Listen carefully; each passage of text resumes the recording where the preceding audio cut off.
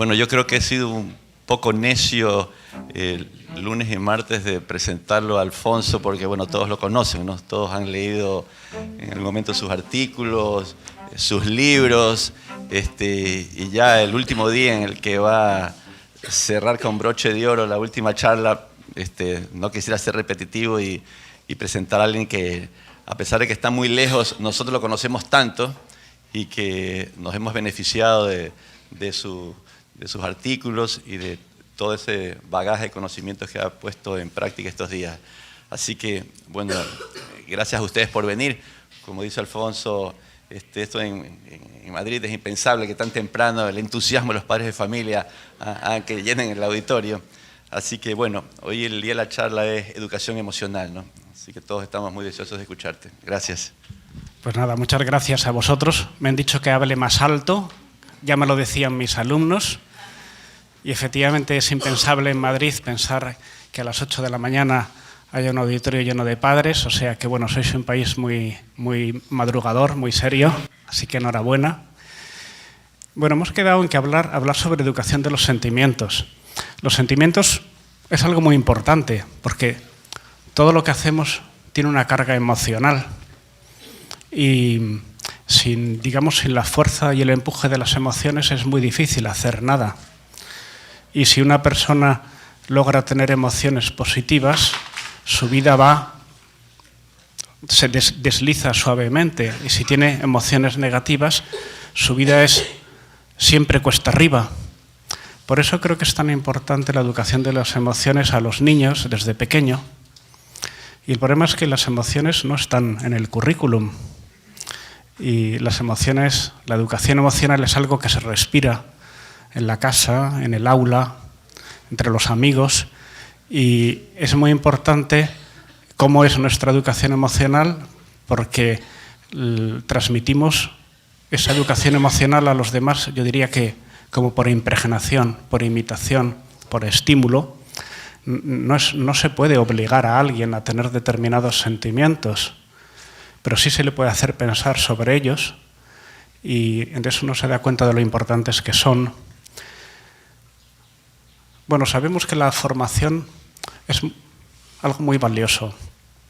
O sea, la formación tiene un enorme poder transformador de las personas, y es como un diamante, ¿no? Digamos que de una persona, su carácter, su vida emocional, depende muchísimo de su futuro. Ayer me parece que os decía que hay gente que tiene excelente currículum, habla muchos idiomas, tiene muchos títulos, pero es capaz de romper cualquier equipo en el que trabaje, capaz de hundir cualquier empresa, porque le faltan esas capacidades emocionales que son tan importantes en la vida. Y yo siempre me pregunto que por qué, siendo esto tan importante, está tan ausente de los currículos académicos. Y de hecho es algo que poco a poco se va abriendo camino, y sobre todo, lo decía ayer, en el mundo anglosajón, el tema de la formación del carácter va cobrando una fuerza enorme, porque es como una versión laica de la educación en virtudes que toda la vida hemos escuchado, y a mí me parece muy bien, porque siempre la Iglesia ha procurado, digamos, que cristianizar las tradiciones civiles y al tiempo, digamos que inculturar las realidades en que viven.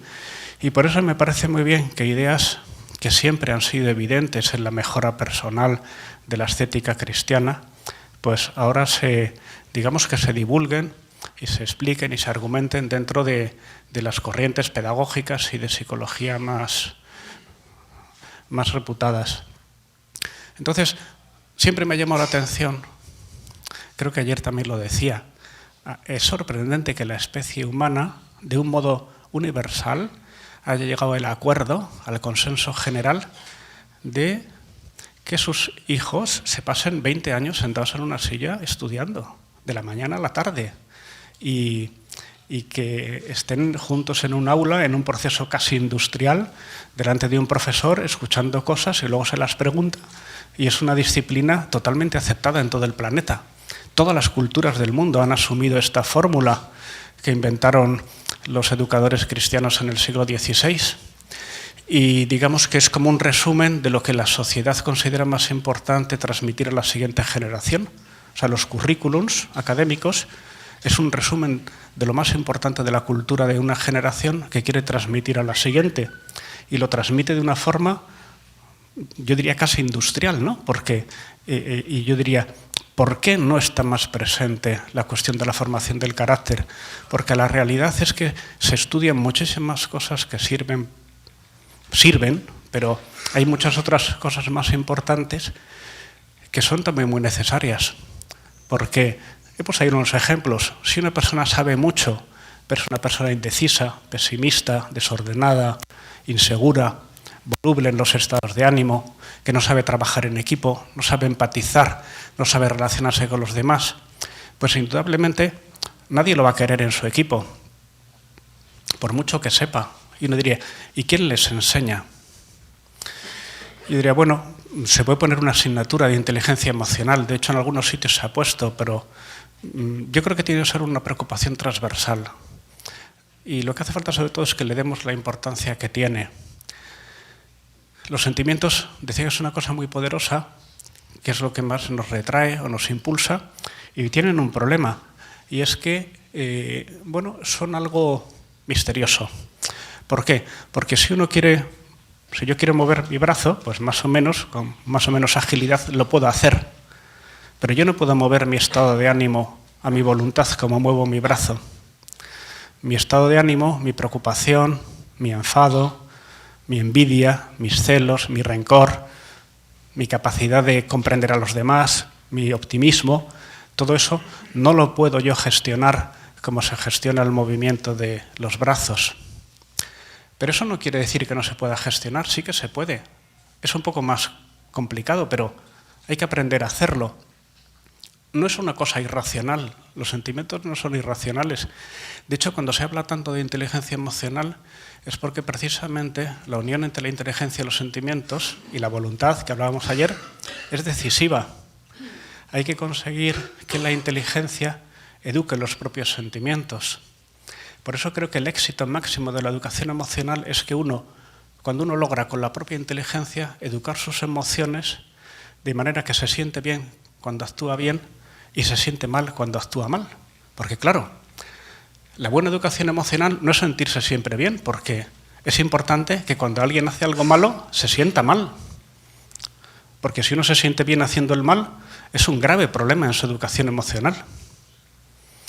Y hay que conseguir esa educación y uno dice, ¿y eso me viene dado como si me tocara la lotería? ¿O es una cosa que tengo o no tengo? Pues, hombre, evidentemente hay una herencia genética, hay un modo de ser con el que uno nace, un temperamento, pero se puede cambiar. Lo que hace falta es tener claro cómo queremos ser. Y vuelvo también a lo que hablamos ayer de la propia identidad. Uno tiene que saber cuáles quiere que sean los rasgos de su carácter, cómo quiere educarse. Pero es una cosa que sí podemos controlar. Los griegos, sabéis, esto es en el templo de Delfos, tenía puesta esta frase en griego, que decían lo de conócete a ti mismo, porque desde los principios del pensamiento, el desarrollo del pensamiento como más, digamos, más elaborado, se puede decir que comienza con los griegos, hace 25 siglos, y siempre se topaban con este gran misterio, lo difícil que es conocerse a uno mismo con objetividad.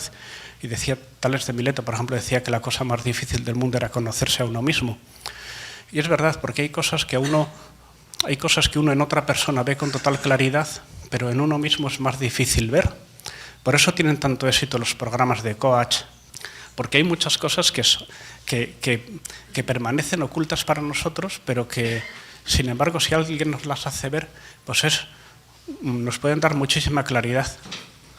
Bueno, hay una historia que a mí me parece muy interesante. Sabéis que el conocer que existen bacterias y virus y que cada enfermedad tiene sus determinados microorganismos no se ha sabido siempre. Durante mucho tiempo era un verdadero misterio saber por qué la gente se contagiaba.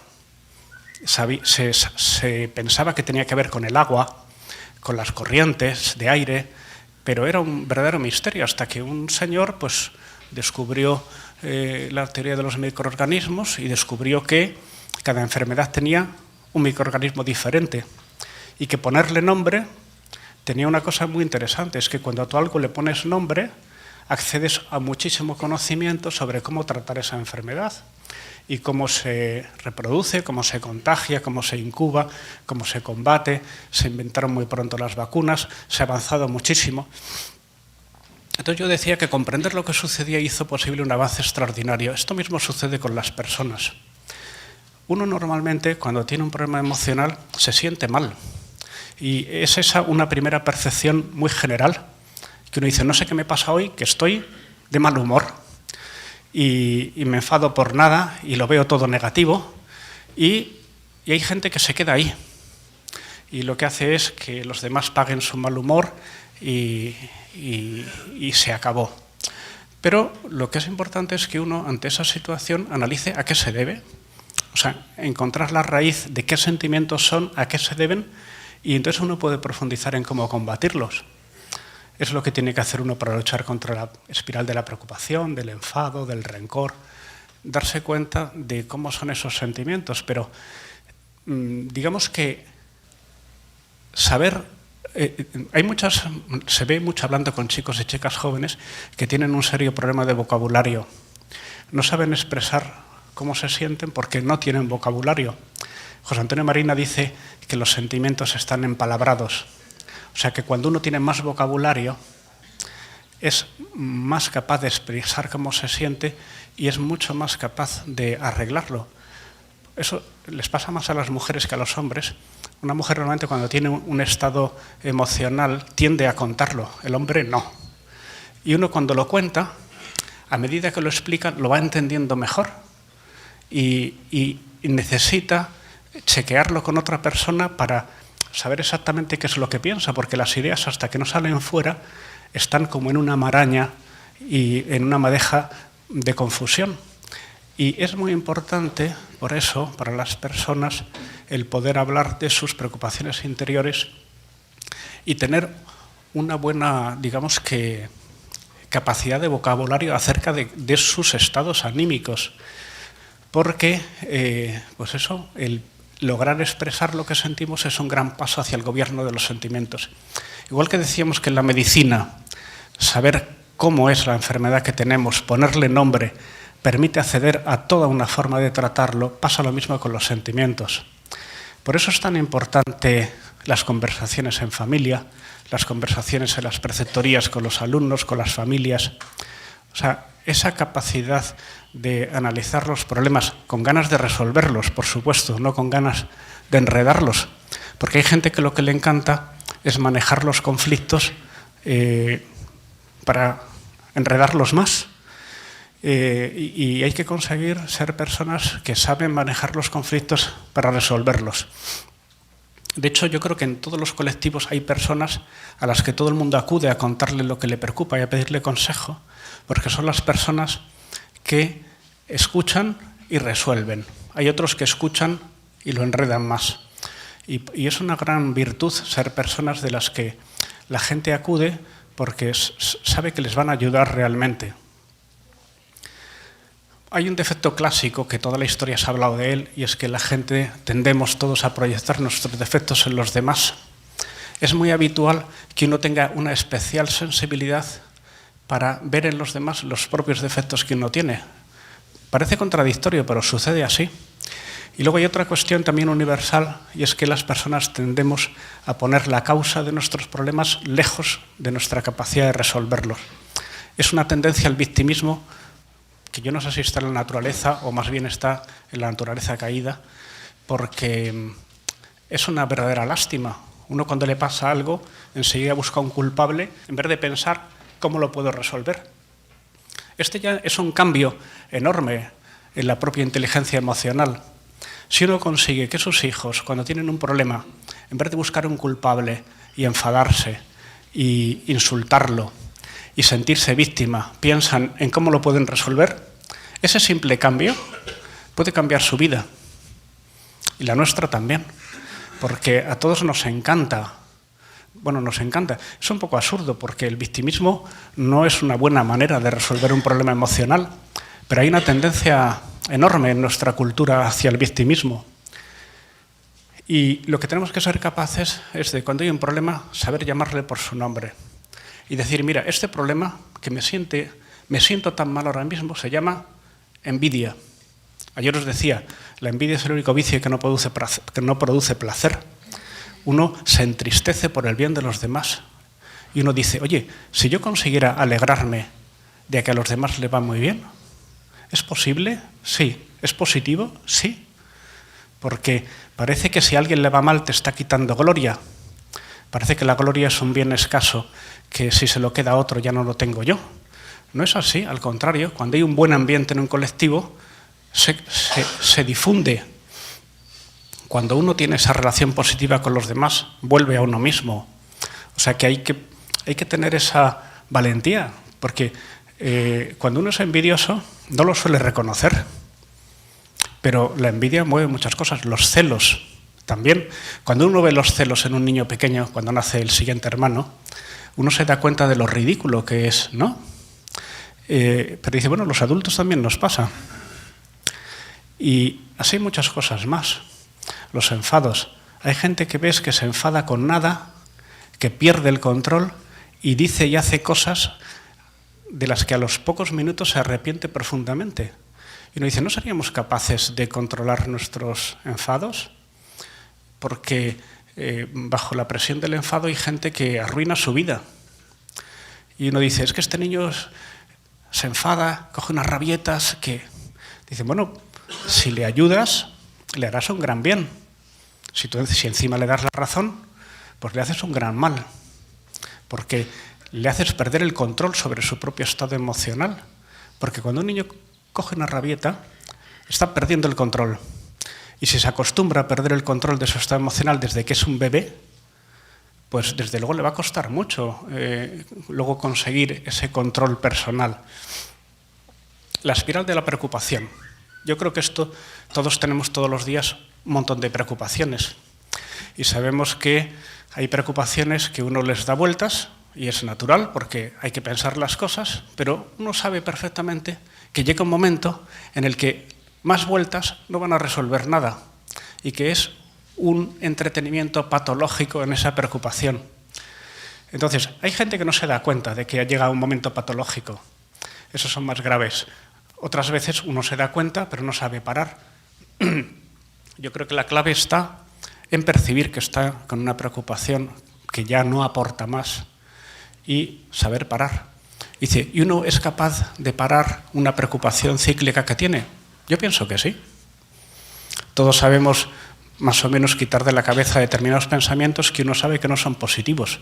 Y uno dice, ¿eso es reprimirse? Dice, bueno, hay otras palabras castellanas mejores para expresar lo que es el control de las propias emociones. No tiene por qué ser negativo. Todas las personas tenemos emociones positivas y negativas, y apropiadas o inapropiadas. Porque la tristeza, por ejemplo, puede ser apropiada. La tristeza no es en sí mismo mala. Si uno se muere su padre y no está triste, pues es un animal, ¿no? O sea, la tristeza es natural ante determinadas situaciones. Incluso el enfado es natural ante determinadas situaciones. Existe la ira santa. Por ejemplo, nuestro Señor Jesucristo echó a los mercaderes del templo a latigazos y es un ejemplo de ira santa. Lo que pasa es que hay que ser muy santo para tener ira santa y la mayoría de los presentes no estamos a ese nivel. Entonces, la mayoría de los presentes, cuando nos enfadamos, no es nada santa, sino lo contrario, ¿no? Entonces, bueno, pues ese círculo vicioso. Pasa lo mismo con los estilos pesimistas y optimistas. Hay gente que le suceden cosas y las interpreta positivamente, y hay otros que le pasan esas mismas y lo interpretan muy negativamente. Y uno dice, Dios mío, ¿por qué? ¿Por qué hay personas que son tan negativas, tan pesimistas? ¿Quién tiene la culpa? Ya estamos buscando culpables. Yo más bien diría, ¿cómo podemos ayudar a esas personas para que se eduquen de una forma positiva? Yo diría, depende mucho también de las explicaciones que han oído en casa y en la escuela y en su entorno. Si uno ante una cosa que sucede siempre le da una explicación negativa, pues o siempre da una explicación victimista, o siempre tiene una reacción reactiva de enfado, pues lógicamente eso va calando poco a poco en la propia naturaleza emocional y hace que las personas pues sean de determinada manera. Pues yo diría, pues de esa misma manera, con esa misma fórmula, podemos cambiar y podemos lograr que las personas pasen a ser más positivas. O sea, yo, por ejemplo, yo tengo un excelente recuerdo de mi colegio donde estudié, los dominicos de Atocha, pero hay compañeros que han estado conmigo 15 años en la misma clase que tienen un mal recuerdo. Y dices, ¿cómo es posible que, habiendo tenido la misma circunstancia, tengan un recuerdo tan diferente? No es que fueran perseguidos y que les hicieran bullying ni nada, sino yo creo que el problema es otro.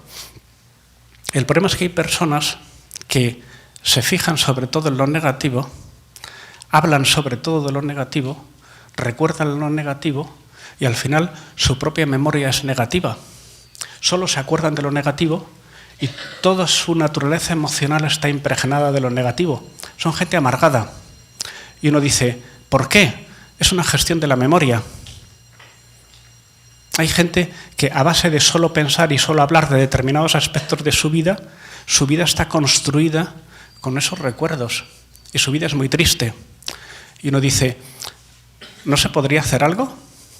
Pues yo pienso que sí, pero si resulta que uno en casa, vamos, cuando digo en casa digo en clase para que no penséis que voy contra la familia, si uno en su entorno está siempre hablando de lo negativo y siempre se está quejando, está educando en esa dinámica emocional a esas personas y les hace un daño enorme, porque esas personas toda la vida van a verlo bajo un prisma negativo. Sin embargo, si uno se acostumbra a hablar de las cosas con un tono positivo, con un tono de comprensión, con un tono indulgente con los demás, al tiempo firme, con ideas claras, optimista, pues las personas serán así. Pero no lo vamos a lograr por decreto. Los hijos no van a tener unas determinadas emociones por decreto, sino porque las respiran. Bueno, el ejemplo famoso yo lo pongo mucho porque me parece muy... Lo habréis oído contar, este experimento que hizo Walter Mischel en Stanford en 1972, que me parece que fueron 600 niños de 4 años que les hizo el experimento de poner un dulce, les decías esperas un rato, te doy otro, un experimento que no puede ser más simple y menos, digamos que, trascendente, pero que lo que quería era medir una capacidad que él llamó la capacidad de demora, de aplazamiento de la gratificación. Es decir, vamos a medir un niño de 4 años cuánto es capaz de contener un impulso para conseguir algo mejor. El impulso es un dulce que le gusta y algo mejor es 2 dulces. Más simple, imposible. Resultado, 1/3 se zamparon el dulce al instante, otro intentó esperar, se le hizo eterno los minutos y no pudieron, y otros pudieron esperar. Siguieron durante 30 años a estos chicos y el tercio de chicos que consiguió esperar le ha ido en la vida muchísimo mejor, en todo. En los estudios universitarios, en su vida familiar, en alcohol, drogas, en todo. Y uno dice, ¿qué pasa? ¿Es que un niño a los 4 años está predestinado? Yo creo que no. ¿Quiere decir que un niño a los 4 años tiene ya mucha formación? Sí. Un niño a los 4 años que ya es capaz de dirigir su vida y decir, voy a esperar 5 minutos y voy a conseguir esto, es una persona que ha tomado las riendas de su vida, aunque se note en una cosa tan enormemente simple como esa. Esa persona es capaz de hacer planes, es decir, me aguanto y luego tendré este premio. Claro, dices, es una forma enormemente simple de medir algo enormemente importante. Y es que las personas tenemos que ser capaces de contener nuestros impulsos para conseguir ser dueños y protagonistas de nuestra propia vida y no simples espectadores o víctimas de ella. Entonces uno dice, es que eso es reprimirse, o sea, que el niño tiene que aprender a reprimirse. Digo, bueno, si te empeñas en usar la palabra reprimir, adelante, pero esto es lo que se ha hablado siempre del uso de la inteligencia y de que uno esté sometido a su propia voluntad y no a sus estímulos. Porque una persona que es rehén y presa de sus estímulos, es una persona que cualquiera puede dominar a su voluntad. Basta que le ponga el dulce delante y lo lleva a donde quiera, como los toros. ¿Aquí hay toros o no? Le pones el capote y lo llevas, ¿eh? Entonces, si uno no quiere que sus hijos, cualquiera, le ponga el dulce delante y lo lleva donde quiera, sus hijos tienen que aprender a contener sus impulsos. Esto quiere decir que si uno a sus hijos les da todo lo que quieren y no aprenden a contener sus impulsos, les hace mucho daño. Y uno dice, bueno, ¿cómo se pone este señor? Bueno, pues yo lo siento, pero así lo veo. Y uno dice, bueno, es que mi pobre hijo, que es un angelito, que llora si no le doy no sé qué, ¿cómo no se lo voy a dar si no es nada malo? No es nada malo tomarse un dulce, ¿eh? ¿Alguien piensa que es malo? Pero el que se lo zampa inmediatamente no le va bien en la vida. Aquí no es una cuestión de ser bueno o malo, moral o inmoral. Es una cuestión de educación. Si las personas no se acostumbran a pasar necesidad, a tener esfuerzo, ¿cómo van a atender en clase? Porque atender 6 horas en clase es peor que esperar 5 minutos para tomarse un dulce. Hacer la prueba vosotros. Vosotros vais a estar aquí 3/4 de hora. Imaginaros estar 6 horas escuchando a un señor que les habla de cosas que no es que le interesen mucho y luego se las pregunta, y así un día y otro, 20 años. Bueno, tiene su mérito. Hace falta una cierta capacidad. Hay que entrenarles. Sobre todo si uno quiere que tengan éxito en esto que se llama la escuela y en el futuro profesional. O sea, hay que... es como si uno dice, yo quiero que mi hijo sea un atleta y tal, pero no quiero que haga ningún esfuerzo. Dice, pues ya me dirás cómo lo vas a conseguir. Para conseguir adelgazar y tener una buena figura, para conseguir estar fuerte, hace falta esfuerzo. No se conoce por ahora, a lo mejor algún día se inventa, no se conoce por ahora una forma de estar fuerte sin esfuerzo. Precisamente estar fuerte es desarrollar un esfuerzo físico y conseguir acostumbrarse y mantenerlo. Ahora dice, yo quiero que mi hijo tenga mucha voluntad sin esforzarse. Pues lo siento, no se ha descubierto todavía ninguna fórmula. Entonces, o tu hijo aprende a esforzarse. Por eso las personas austeras normalmente tienen más voluntad. Porque una familia que tiene menos medios le cuesta menos educar en la austeridad a sus hijos. Yo, por ejemplo, yo tengo 13 hermanos. Mi padre era ingeniero, funcionario del gobierno, tenía un sueldo modesto y mi padre no tuvo que leer ningún libro ni ir a ninguna charla para educarnos en austeridad. No le hizo ninguna falta. Pero bueno, si hubiera tenido mucho dinero, pues a lo mejor pues le habría costado más y a lo mejor habríamos sido menos esforzados. Con esto quiero decir que a veces tener medios facilita tener una mejor educación y otras veces lo dificulta. De hecho, las familias con más medios no siempre educan mejor a sus hijos. A veces sí, a veces no. Pasa lo mismo con los gobiernos. Los gobiernos que tienen más presupuesto en educación no consiguen mejores resultados, porque depende de cómo empleen el dinero. Unos lo emplean mejor y otros peor, igual que las familias y que las escuelas y que todo. Bueno, entonces lo de aplazar la gratificación es una cuestión que nos está sucediendo cada minuto, toda nuestra vida.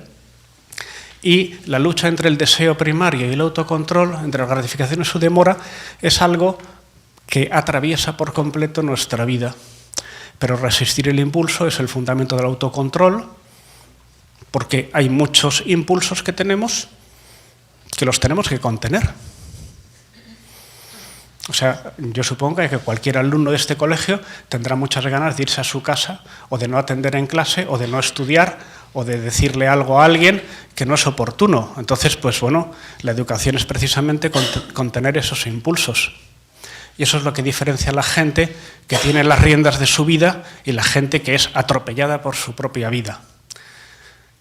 Bueno, pues los que desarrollan esa capacidad pues son personas equilibradas, menos proclives a desanimarse, que tienen más tolerancia a la frustración, más decidida, más constante, que tiene mayores logros.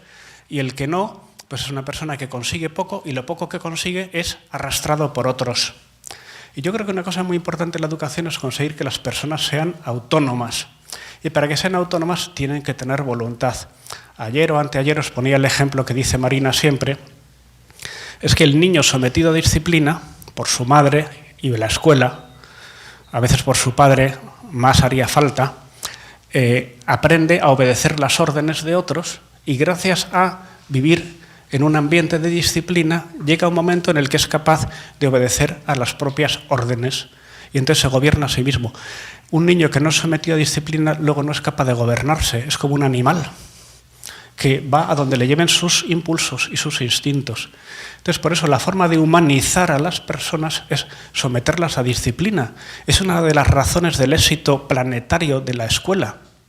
Es una disciplina enorme. Uno ve a las 7 de la mañana entrar niños aquí y todo el mundo sabe dónde tiene que ir y lo que tiene que hacer y nadie duda. O sea, eso es un prodigio de la civilización moderna y es una experiencia de siglos de cómo se logra que las personas se sometan a disciplina y luego sean capaces de ser dueños de sí mismos. Por eso es tan importante la disciplina y por eso hay cosas que a lo mejor pueden parecer exageradas, pero son fundamentales. Y por eso es importante la disciplina también en la casa. Las normas las que sean, pero tienen que ser claras y tienen que cumplirse porque lo necesitan. Bueno, vamos bien de tiempo, ¿no? Esto ya lo he puesto. Bueno, Susana Tamaro, que a mí me cae muy bien, dice que esto de que la clase dirigente del mañana sean aquellos a los que hayan sido capaces de decirles que no.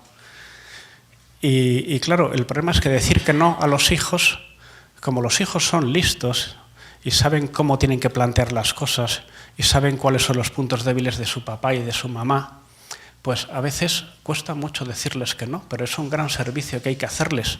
Hay que ponerles límite, hay que hacerles ser más esforzados, hay que hacerles ser más austeros, hay que ser capaces de verles sufrir y saber que lo necesitan, porque hay una parte de sufrimiento necesaria para el crecimiento personal.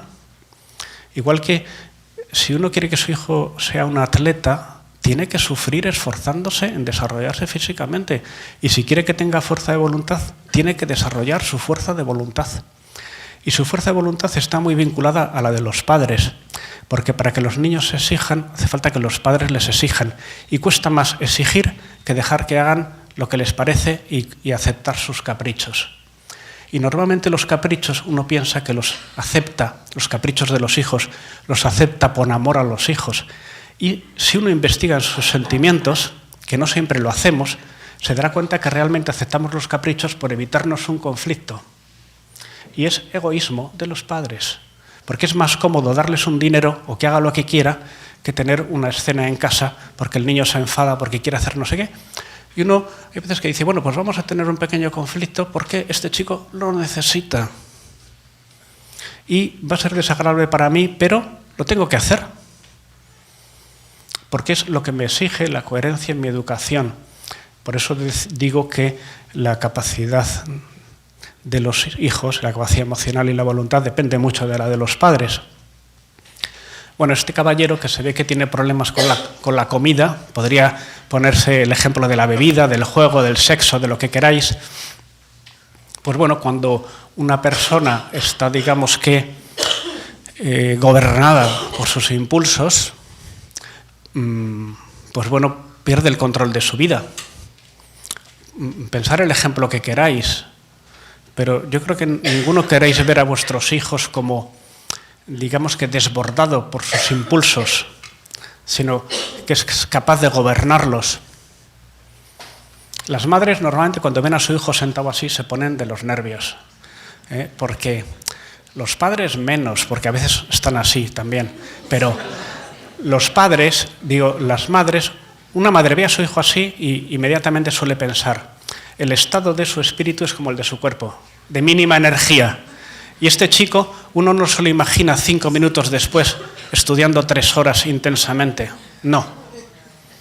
Entonces, uno se da cuenta de que el aspecto corporal tiene mucho que ver con el estado del espíritu. Y por eso se da tanta importancia a lo externo. Lo externo no es importante, pero es reflejo de lo interno.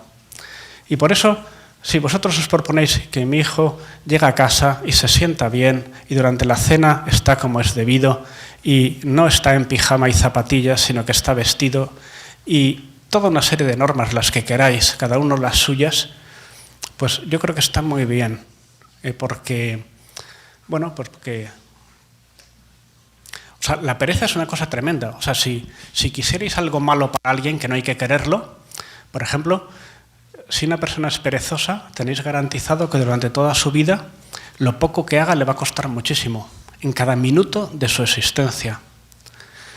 O sea que si vosotros queréis mal a alguien, o mejor dicho, si vosotros hacéis perezosos a vuestros hijos, porque no les exigís, les hacéis un daño enorme. Ya siento ser tan directo.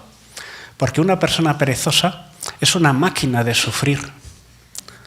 Porque una persona perezosa, una persona diligente hace mucho y se cansa poco. Una persona perezosa hace poco y se cansa muchísimo. Luego diría, qué faena, ¿no? Este chico es perezoso, pues qué faena le hemos hecho. Le hemos desgraciado la vida. Bueno, él tiene culpa también, ¿eh? O sea, él tiene la principal, porque las personas son inteligentes y tienen que saber cómo quieren ser, pero hay que ayudarles. Hay cada vez más problemas psicológicos en los adolescentes. Yo cuando era joven, que no hace muchísimo, pero ya hace un tiempo, nadie hablaba de la autoestima. Ahora todo el mundo está todo el día hablando de la autoestima. Y falta hace, la verdad. ¿Y por qué? Hay muchas explicaciones, pero yo pienso que un chico que tiene poca voluntad quiere decir que las cosas que se propone hacer no le salen. Eso le entristece, le frustra. Eso sucede de modo habitual, porque el que tiene poca voluntad para una cosa tampoco la tiene para otra. Y una persona que tiene poca voluntad está constantemente encontrándose con la frustración. Y esa frustración llega a un momento en el que se hace crónica y se establece en su mente y en su naturaleza, y esa persona tiene un conflicto psicológico con bastante facilidad. Y no se arregla dando una palmada en el hombro diciendo, ánimo, que vales mucho. No basta. Cuando una persona no tiene voluntad, no basta con darle ánimos. No basta decirle, te va a ir bien. Si él sabe que no le va bien, porque no es capaz de conseguir nada de lo que se propone, porque no ha desarrollado su voluntad.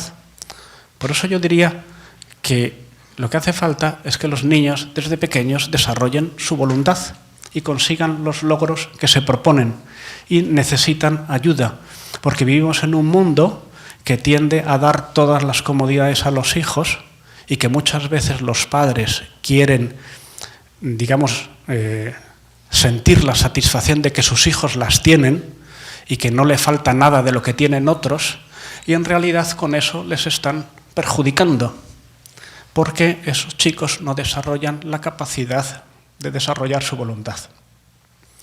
Esto, yo creo que ejemplos se los tiene que poner cada uno, porque sabrá cómo puede hacerlo, pero bueno, esta foto también es un poco curiosa, a mí me hace gracia, porque este niño se desliza suavemente por la vida, pero se va a acabar la suavidad, como veis, en poco tiempo.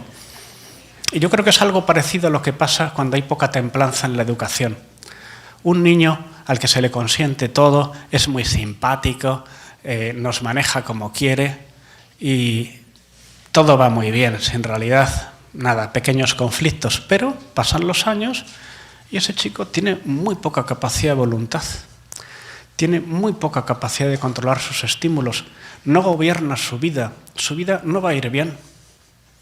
Entonces hay que pensarlo antes. Y yo por eso me refiero a la templanza, porque creo que es como el gran tema de nuestra época. Yo empecé a dar clase hace más de 30 años y os aseguro que era diferente. No quiero decir que el niño de ahora sea peor que el de antes, yo creo que en general van muy bien. O sea, yo no tengo ninguna visión pesimista de la educación ni de la evolución del mundo, en absoluto. Soy bastante optimista, pero en templanza, en concreto, no hemos mejorado. Y la templanza es privarse de algo que podemos permitirnos. Yo no estoy diciendo privarse de cosas malas. Yo no digo, o sea, hay muchas cosas como tomarse el dulce que decía antes el otro experimento, que no son ningún delito, ningún pecado, ninguna maldad, pero que sirven para entrenar. Por ejemplo, si uno quiere, porque llega el verano, tener buena dieta y quiere perder unos kilos, pues uno sabe que tiene que privarse de cosas que son lícitas para conseguir algo que le interesa. Y dice, bueno, ¿y yo por qué no voy a poder comer lo que quiera? No hago mal a nadie. Pues que, de verdad, es verdad. Tienes toda la razón, no haces mal a nadie, pero si lo quieres conseguir, ya sabes lo que tienes que hacer. Y con los hijos, lo mismo. ¿Tú quieres que tu hijo llegue bien en forma al verano de la vida? Pues que se ponga a dieta. Dices, bueno, es que si yo le puedo dar esta comodidad, ¿por qué no se la voy a poder dar? Pues para que no engorde su alma, para que no se convierta en una criatura que no puede con su cuerpo. Y uno dice, bueno, es que cuando uno tiene la posibilidad de hacer algo, no hacerlo, cuando tienes el dinero, las posibilidades y quedas tan bien, dice, bueno, igual que cuando tú te puedes comer 3 cucharadas más y no te las tomas porque no quieres engordar. Tienes toda la posibilidad, tienes la comida delante, no es ningún... Pero no quieres. ¿Por qué? Porque no quieres. Entonces, eso es lo que tienen que aprender. Bueno, los optimistas, esto ya lo he dicho antes, una persona optimista tiende a ver la parte positiva de las cosas. Yo os recomiendo pensar de vez en cuando sobre vuestras propias reacciones ante las cosas negativas que pasan cada día. Y si uno las analiza, dirá, vaya, ya he caído en el victimismo, ya he caído en el rencor, ya he caído en la visión negativa de las personas, ya he caído en la reiteración constante de lo que me ha ido mal, que no aporta nada.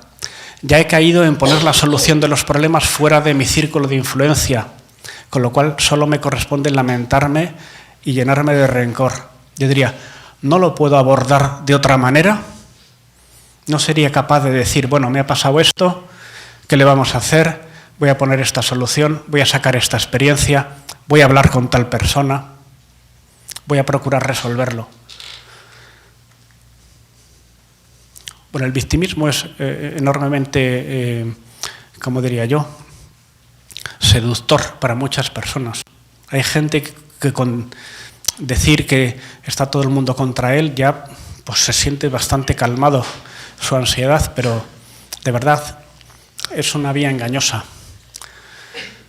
Las teorías conspiratorias, el buen ejemplo, este es otro gran tema educativo. Uno puede decir, ¿qué es lo ideal? ¿Que mi hijo nunca reciba un mal ejemplo? Bueno, no. ¿Qué es lo ideal? ¿Que reciba muchos? Tampoco. ¿Qué es lo ideal entonces? No sé si alguien tiene la solución, pero yo creo que lo ideal es conseguir que saque algo positivo del buen ejemplo y del malo, porque hay muchas veces que cuando uno ve un buen ejemplo dice, yo quiero ser así. Y otras veces ve uno malo y dice, yo no quiero ser así. Y a veces lo dicen de sus padres, mi padre es así y así, yo no quiero ser así. Y tienen razón, porque los padres, los adultos, tenemos defectos, por supuesto, y nuestros hijos los conocen mucho mejor que nosotros. Entonces yo creo que lo que hace falta, lo inteligente, es ser capaz de sacar lo positivo del buen ejemplo y del malo.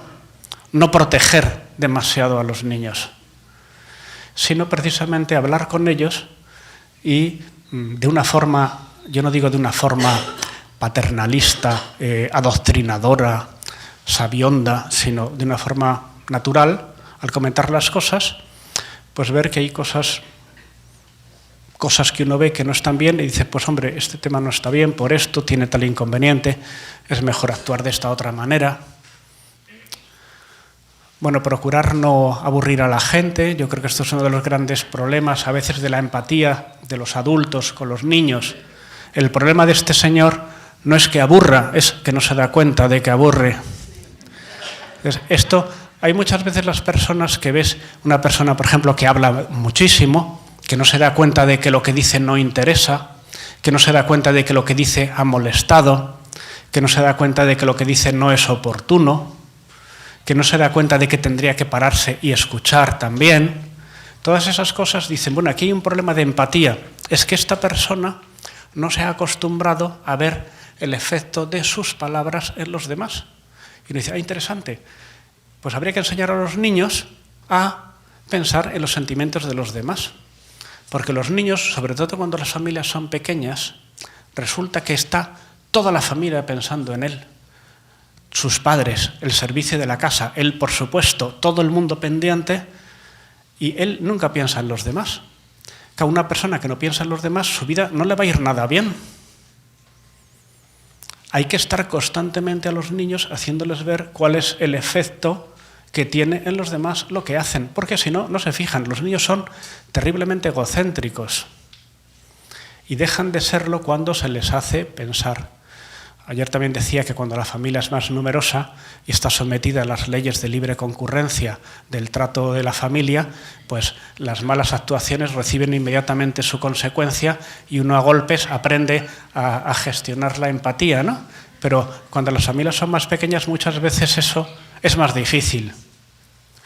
Y bueno, en la escuela se aprende a eso, ¿eh? Es una de sus grandes funciones, que uno sale al escenario público y ahí sí que están las leyes del mercado, de la libre concurrencia, de las ideas y de las emociones, y uno aprende mucho a gestionarlas. Es una de las grandes cosas que tiene la escuela, que enseñan a funcionar en el ámbito público. Pero bueno, hay gente muy despistada, como por ejemplo este caballero, porque alguna vez he puesto, dice, ¿esto será una mujer? No, será un hombre, con toda seguridad, que se va sin quitar la manguera, o hay gente que no se fija en los rostros. Yo decía antes, ¿por qué hay gente que no se da cuenta de que lo que cuenta no le interesa a su interlocutor? Porque no le mira la cara. Vamos, le mira pero no ve. No ve, no, para él no se ha acostumbrado a interpretar los rostros. Ve a las personas como si fueran así. Y uno dice, bueno, sin embargo hay otras personas que desde que son muy pequeños ves que tienen una empatía enorme. En todas las clases siempre hay algunas personas así, que ves que, por lo que te dicen, dice, este chico se da cuenta de todo. Dice, este tiene una empatía enorme. ¿Por qué? Porque se fija y porque lo sabe interpretar y lo sabe gestionar. Y diría, esto es un valor enorme para su vida. ¿No lo podríamos desarrollar? Bueno, darse cuenta de quién necesita. También en todas las clases hay chicos, chicas, que ves que se dan cuenta inmediatamente de quién tiene una necesidad y acuden a resolverla. Esas personas tienen una valía enorme en cualquier colectivo humano. Y uno diría, ¿no deberíamos lograr que nuestros alumnos, nuestros hijos sean de esos? De las personas acostumbradas a ver las necesidades de los demás. ¿Cómo se logra? Pues haciéndolo nosotros.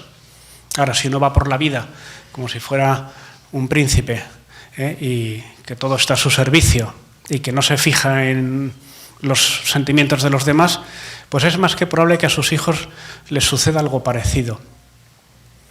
Por ejemplo, me acuerdo de una persona que me decía que había aprendido de su padre a tratar a las personas de servicio con enorme dignidad, porque le parecía que la dignidad de una persona tiene mucho que ver con cómo trata a las personas que son menos que él. Vamos, digo las personas de servicio como puede ser una persona con autoridad a las personas que están sometidas a su jurisdicción. Esto es una cosa que se aprende y es muy importante para la vida, porque la persona que va por la vida sin reparar en los sentimientos de los demás, tarde o temprano le irá mal. Bueno, los prejuicios, ayer también hablamos. A veces funcionamos por la vida con un exceso de evidencias, de seguridad, vamos juzgando a las personas, las situaciones, escuchamos poco, tenemos una opinión ya hecha de casi todo y entonces cuando una persona tiene las opiniones muy hechas, no se enriquecen, no se fija porque no tiene preocupación por mejorar sus opiniones y su visión de las cosas. Bueno, pues a veces hablamos demasiado fuerte, entramos demasiado fuerte como este toro, que a veces, bueno, pues hay que tener más talento social. Voy a ir más deprisa para que haya un poco de tiempo para coloquio. Yo siempre pienso, ¿por qué hay padres tan trabajadores que han hecho un imperio y sus hijos son tan perezosos? Digo, pues a lo mejor porque su padre ha hecho un imperio y quiere que su hijo lo tenga todo y le va a dar un gran patrimonio, pero no le ha dado el gran patrimonio de esforzarse. que es lo que a él le ha hecho grande. Entonces, a veces uno, en vez de trasladar a sus hijos las virtudes que él tiene, lo que él traslada son las comodidades que ha logrado y les perjudica muchísimo. Y uno dice, bueno, ¿y yo, que me he esforzado tanto en la vida, en mi trabajo, me tengo que esforzar también en casa? Sí, pues sí, lo siento, así es. Bueno, he puesto esta foto porque antes también decía que los padres... yo cuando pongo esta foto siempre veo a alguna madre que le da un codazo a su marido y le dice, oye, te hemos pillado. Y uno dice, ¿es un delito tumbarse a ver el partido de la Champions con una lata de cerveza sobre la panza? No. Pero bueno, si uno quiere que en su casa haya un ambiente un poco más de esfuerzo y de trabajo, pues si no lo hace, mejor, ¿eh? Ya está. ¿Y por qué? ¿No puedo en mi casa? Bueno, tú sabrás. Es un consejo, simplemente. Asteris y la cizaña, pues bueno, ya sabéis que este era un personaje. Es que a mí me regalaron este libro por mi primera comunión, por eso me acuerdo. No sé si iba con segundas intenciones, espero que no, pero yo me acuerdo que era un personaje que lo llevaban a cualquier sitio y todos se peleaban. De esos también hay en todos los colectivos. Siempre hay alguien que está enredando y consigue que todos se peleen. Lo que hay que hacer es localizar a esa persona y neutralizarla por algún sistema honesto, ¿eh? No me refiero a nada malo, pero de verdad, hay gente tóxica. O sea, cuando uno tiene una persona tóxica en un colectivo, pues procura no sentarse a su lado y dice, bueno, que no me contamine. En fin, cuando uno ya coincide en un viaje y tiene que estar varias horas, pues bueno, hace lo que puede. Si es un compañero de trabajo, mala suerte. Como sea tu marido o tu mujer, ya prefiero no decir nada. Pero como seas tú mismo, no tienes ni un minuto de respiro, ¿eh? Una persona que sea tóxica, que está siempre viendo lo malo, siempre... De verdad, por favor, que se ponga a dieta su mente y consiga salir de ahí, porque es una tortura. Bueno, esto es lo que os decía al principio. Bueno, me quedan pocas cosas, pero si podemos tener un poco de coloquio. Para mí, esta es la conclusión. Para mí la conclusión es que tenemos que encontrar una educación emocional en la que uno disfrute haciendo el bien. O sea, por ejemplo, si un chico, una chica, disfruta haciendo bien su trabajo, disfruta pensando en los demás, disfruta diciendo la verdad, siendo leal a sus amigos, siendo una persona centrada en los demás, esa persona tiene la vida resuelta.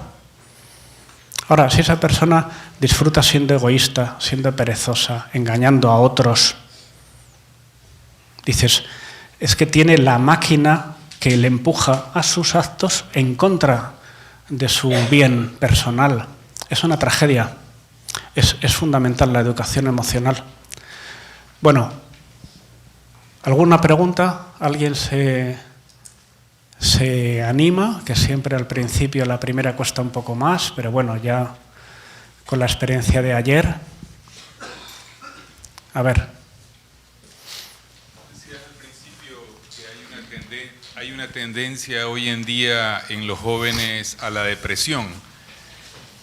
Supongo que es algún factor externo, no sé, pero ¿podrías explicar por qué es esa tendencia?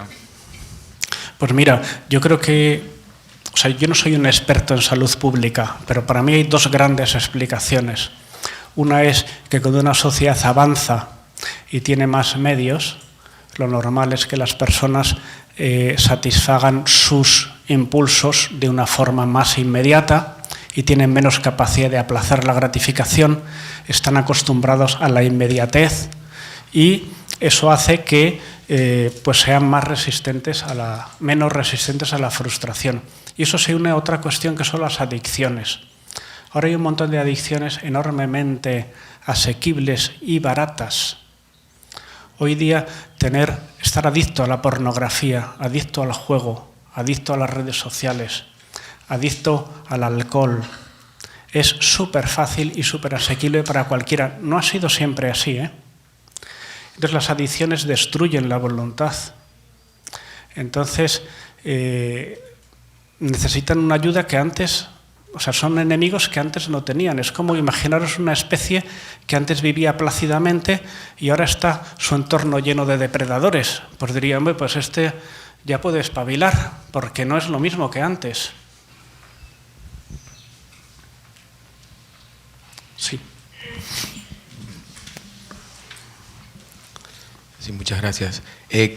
A los niños, obviamente dependiendo de la edad, hay formas de educarlos, pero ¿cómo hacer con aquellos niños que están en esa etapa de preadolescencia, en donde hay factores biológicos y psicológicos propios de la edad, en donde estos factores son más complejos? Hombre, yo lo que os recomiendo es que si empezáis antes, mejor. Pero aunque estén en la adolescencia, aunque seamos adultos, tenemos arreglo. Hay que tener esperanza. Yo he estado muchos años en la educación, he sido preceptor de muchos chicos, y la verdad es que cuando los chicos parece que están ajenos a cualquier discurso racional y están insoportables y sus padres están hartos de ellos, uno habla con ellos y siguen siendo razonables. Lo que pasa es que están en un momento de conflicto con sus padres. Por eso es tan importante la escuela, porque los años malos para los padres está la escuela y hace falta ayudar para que esos conflictos se mejoren. Y uno dice, ¿y eso tiene que ser así? Dice, bueno, más o menos desde que el mundo existe, ha existido la adolescencia. Es un proceso natural. Es un niño que es dependiente, que tiene que pasar a ser adulto y autónomo. Y esa transformación es difícil hacerla sin un conflicto. El pasar de ser dependiente a ser independiente.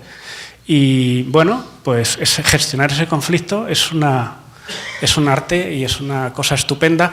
Y yo creo que con un poco de paciencia, porque no dura toda la vida, y hablando y escuchando, muchas veces dices que mi hijo adolescente no me escucha. Dice, bueno, efectivamente, prueba a escucharle tú a él, y a lo mejor resulta que la conversación fluye muy bien. O sea, yo os recomiendo no grandes discursos y sí hacerles hablar, que aunque parezca que no, el adolescente cuando se encuentra el momento y el lugar y el tema y el enfoque, hablan muchísimo. Bueno, hemos hablado un poco de los niños pequeños, ahora nos comenta sobre los adolescentes, pero ¿qué pasa con los chicos que ya son más grandes, ¿no? Sí. Que casi que es que estuviéramos hablando con nosotros mismos. O sea, ya es un tipo que, digamos, nos rebate, ¿no? Y bueno, y hemos cometido errores, ¿no? En el camino de la vida, pero ya tenemos un chico grande que queremos tratar de enderezar. ¿Es posible enderezar eso? ¿Y qué tendríamos que hacer para poder enderezar eso? Yo diría que normalmente el chico ya un poco mayor es perfectamente consciente de lo que le pasa. Lo que pasa es que no le gusta que se lo tiren a la cara o que se lo digan de una manera poco amistosa. Y igual que los adultos somos conscientes de los errores en la educación, ellos son conscientes también de sus errores. O sea, lo que hace falta es que haya una relación en la que todos seamos conscientes de nuestros errores y abordemos esa conversación de modo positivo. O sea, normalmente, si uno le quiere proponer a su mujer un plan para el fin de semana o a su marido, yo creo que todos sabemos en qué momento hay que plantearlo y cómo, si queremos que aquello funcione. Y tenemos una empatía enorme para lo que nos interesa. Pues yo creo que si utilizamos esa empatía a la hora de hablar con los hijos y se busca el momento favorable y la forma de plantearlo y un enfoque positivo, pues yo creo que lo conseguimos. Vamos a ver un poco el límite entre la autoridad y no llegar al autoritarismo. Bueno, es muy difícil saber ese límite. Yo creo que simplemente con tener esa preocupación es suficiente. O sea, que si uno cuando ejerce su autoridad dice, me estoy pasando porque lo que deseo es imponer mi opinión y no buscar el bien de esta persona, o estoy dejando de actuar porque quiero evitarme un conflicto y estoy dejando pasar algo que yo debería corregir. Yo creo que con solo pensar eso un poco, no hace falta darle muchas vueltas. Uno enseguida dice, bueno, me voy a callar. O uno dice, no me voy a callar. Las dos reacciones pueden ser razonables. Yo creo que es como educar bien. Yo diría que educar bien no hay una fórmula. Cada uno tiene la suya, diferente de la de su vecino. Lo importante es cuestionarse sanamente su forma de educar y procurar hacerlo mejor.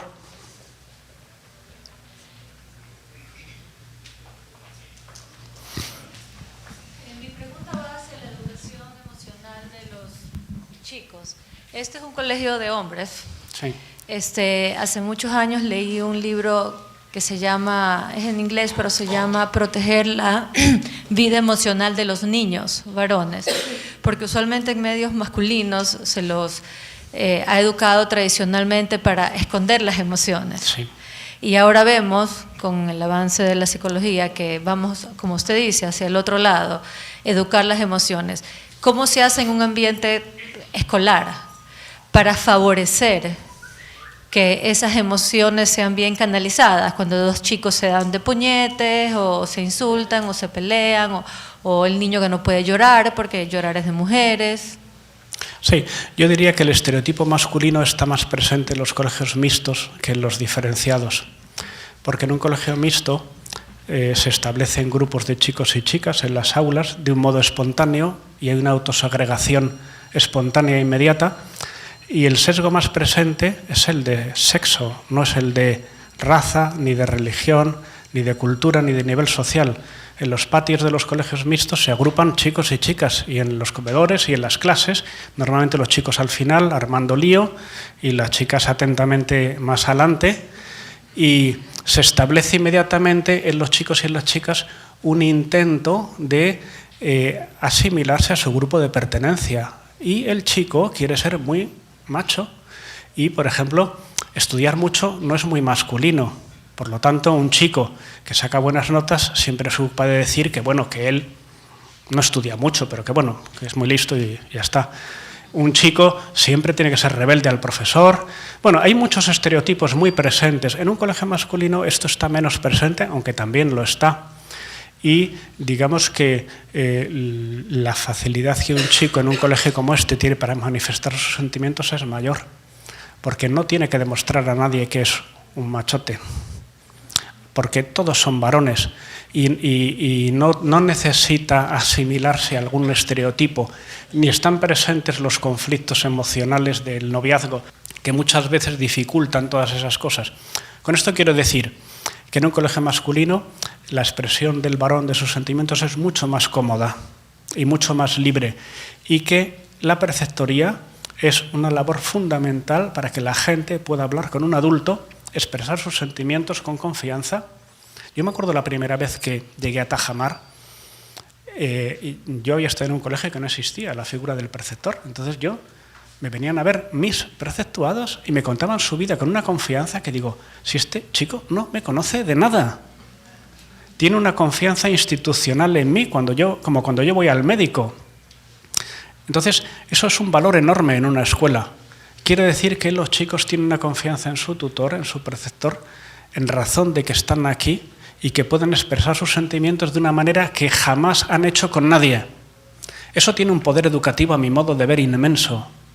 Y precisamente yo me acuerdo de los 50 años de Tajamar, que vino un antiguo alumno de la primera promoción y explicó lo que él llamó el triángulo de la confianza. Dice, yo cuando llegué a Tajamar, en el año 1958, descubrí la figura del preceptor y yo tenía una enorme confianza con una persona adulta. Y esa persona tenía una confianza enorme con mis padres. Y yo no tenía ninguna confianza con mis padres. Y ese triángulo permitió que se cerrara y yo acabara teniendo una gran confianza con mis padres.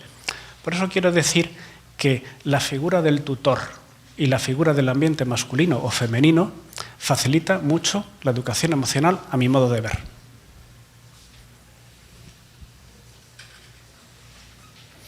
Finalmente, todo este tema de la enseñanza o de la formación va a depender de lo que nosotros seamos capaces de autocorregirnos, no importa la edad que tengamos, como mis 61, ¿no? Porque si no, no vamos a lograr hacer ningún cambio en nuestros hijos. Sí, yo eso lo veo como una cosa súper positiva. Yo diría, gracias a que uno está educando, tiene un gran motor que le estimula su mejora personal.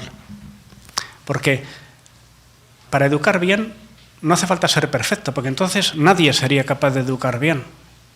Pero sí necesitamos dar ejemplo de esforzarnos por mejorar. Y yo he visto a muchos padres y muchas madres mejorar en su vida personal de un modo impensable gracias a que querían dar buen ejemplo a sus hijos. Y eso me parece que es una suerte enorme de todo el que se dedica a la educación, que tiene la gran suerte de que tiene un deseo enorme, natural, de dar buen ejemplo a sus hijos, y eso les ayuda a ser mejores. Y creo que esta es una gran fortuna de los que estamos en la enseñanza y una gran fortuna de los que sois padres o madres de familia, y que hay que aprovecharla y ver todo el potencial que tiene para mejorar la familia.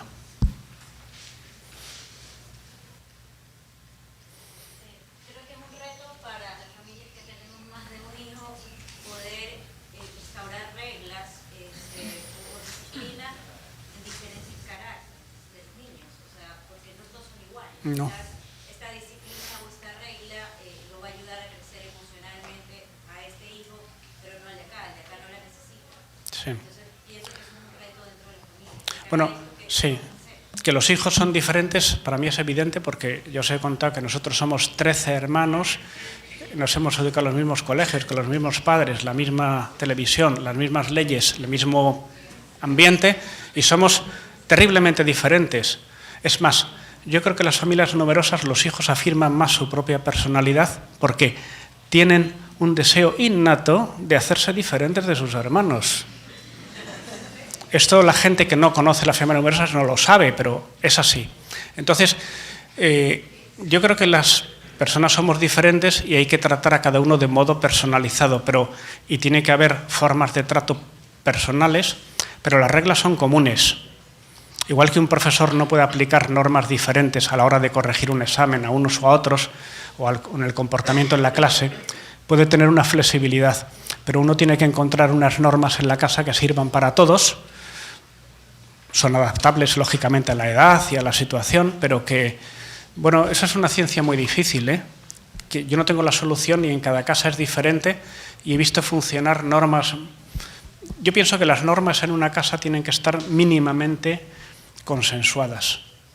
Yo creo que en general los hijos no solamente aceptan la autoridad, sino que la reclaman. O sea, la autoridad la entiende todo el mundo, los hijos y los alumnos los que más. Lo que pasa es que tienen una demanda enorme de coherencia. Y entonces las normas tienen que ser claras, tienen que estar promulgadas claramente, tienen que aplicarse siempre y tienen que tener unas razones. Y si uno las habla, a lo mejor no dicen qué buena idea has tenido, papá, ¿eh? No podemos pedir tanto, pero lo entienden. Decir, bueno, las normas son estas y me han explicado las razones. No me pidan que le dé la razón, pero bueno, las acepto. Sí, exacto. Que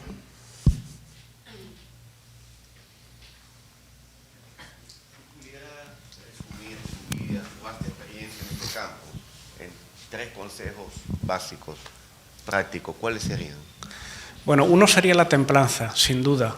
Yo insisto mucho en la templanza. A lo mejor pensáis que estoy obsesionado. No lo descarto, ¿eh? No lo descarto, pero para mí es que es una experiencia como tan tremendamente universal que dices, yo veo a tantas familias que quieren dar a sus hijos lo que ellos no tuvieron, que les someten a unas comodidades que con las que piensan que le van a hacer mejor su vida y la están estropeando. Yo digo, ¿cómo no se dan cuenta? Ese es un tema. Otro tema, yo diría, es hablar con los hijos. Los adultos tendemos a hablar con los hijos en plan de siéntate aquí y escucha, que yo mi larga experiencia te voy a decir. No hay que aconsejar. Yo creo que hay que escuchar y hay que hacer pensar a todos. A nadie nos gusta que nos digan a ti lo que te pasa es esto y lo que tienes que hacer es esto otro. A cualquiera que nos dicen eso dirá, tú que sabrás lo que me pasa y tú que sabrás lo que yo tengo que hacer. Esto es lo natural. Pues no lo hagamos con los hijos o con los alumnos. Más bien hay que decirles, ¿no te estará pasando esto? Quizás lo otro, ¿tú qué crees? ¿Qué te parece? Y cuando nos parezca que dan la diana, decirle, qué buena idea has tenido. ¿Y qué crees que habría que hacer? Y dicen una cosa, otra, pues me parece muy buena idea. ¿Quieres mi apoyo para esto? ¿Quieres que...?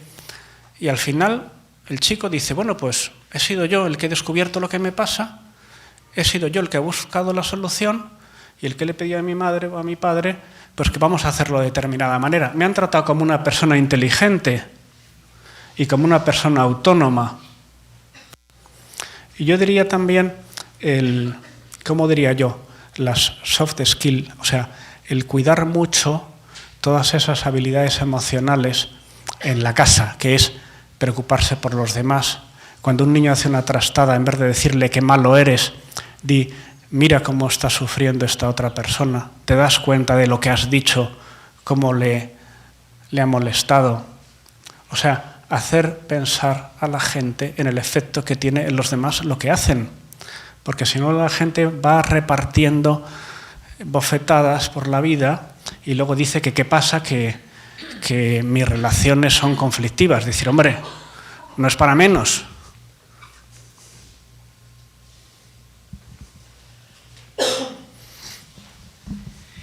Me ha encantado la charla, realmente muchas gracias, nos pone como en blanco y negro cosas que las tenemos frescas y unas que las hemos olvidado.